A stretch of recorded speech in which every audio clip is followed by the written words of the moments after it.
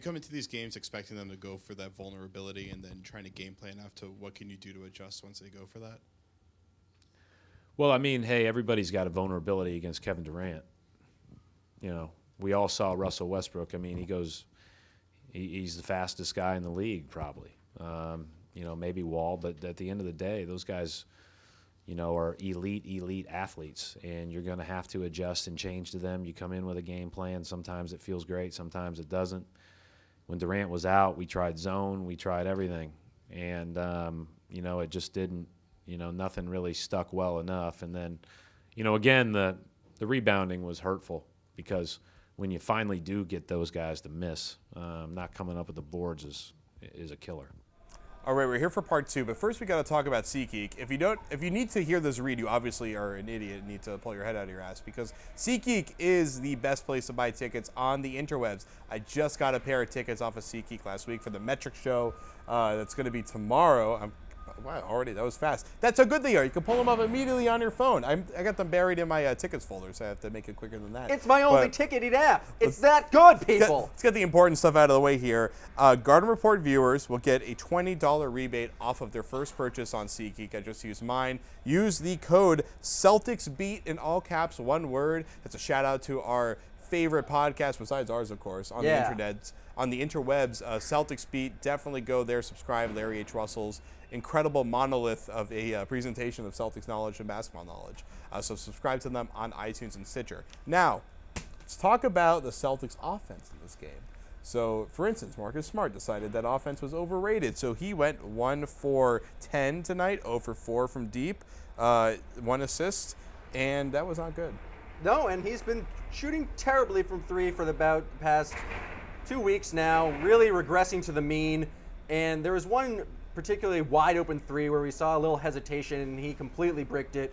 He just doesn't have the confidence he has. I don't know if they can pull off some sort of weird snow day practice when they're in Toronto next, but there's something needs to change for Marcus Smart. But it's not just him. Avery Bradley has been struggling shooting as of late, and the one bright spot tonight, other than Isaiah Thomas, because he does it every night, was Amir Johnson finally did something. And I'm beginning to think Brad Stevens is some sort of mad scientist that doesn't play Amir Johnson in second half just so he can have him in big games like tonight. And he had a great first half, very close to a double-double, eventually got a double-double later in the game. But he was the really only offensive bright spot other than Isaiah Thomas casually getting 29. You know, and Amir had 5 assists. He could have had that triple-double, too, if they actually kept it a contest. But Amir was a good matchup in this one against Serge Ibaka. And even though Ibaka had, what was it, where is he on here? 14 points, thank you. When he shot 5 for 11. I mean, he was solid tonight.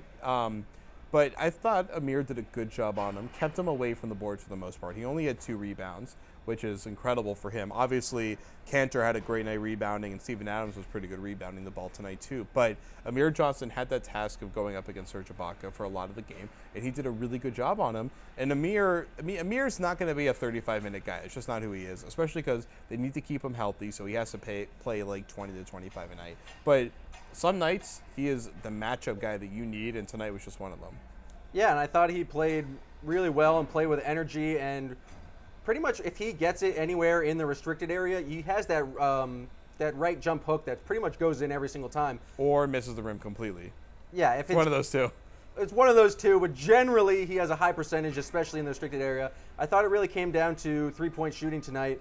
The Celtics only made 5 three-pointers. 3 of those were from Isaiah Thomas, and the other 2, one came from Rozier, I think the other came from Hunter, and that was in garbage time. You're not going to be able to win games, especially against a team like the Thunder that can put up as many points as they did if you're only shooting like 25% from 3. It's just unsustainable. So Marcus Smart needs to step up, Avery Bradley needs to step up, and hopefully Kelly Olynyk's shoulder is feeling a little bit better moving forward so he can become more of a scoring threat while Jay Crowder's out. All right, quick silver lining segment for the next 35 seconds. The kids played. The kids are all right.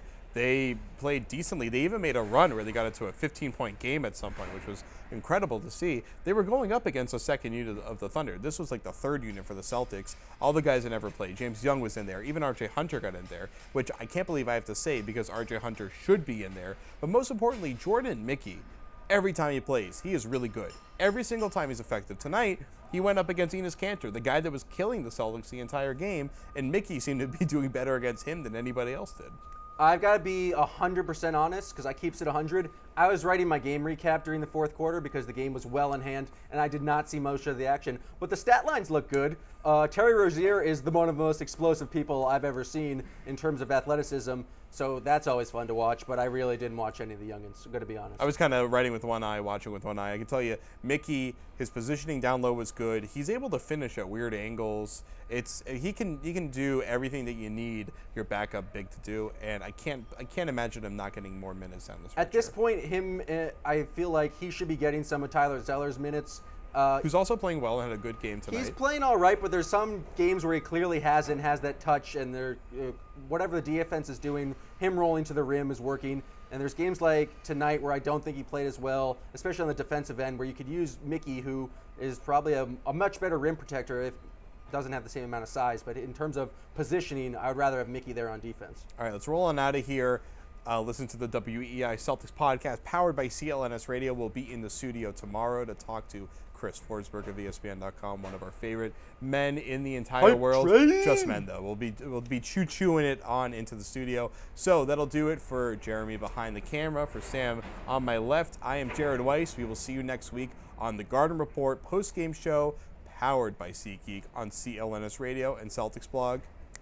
Deuces.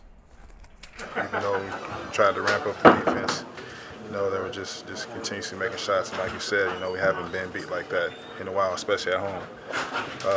We did what we could do. They just, made tough shots. When you get 2 All-Stars to get going like that, it's tough to stop.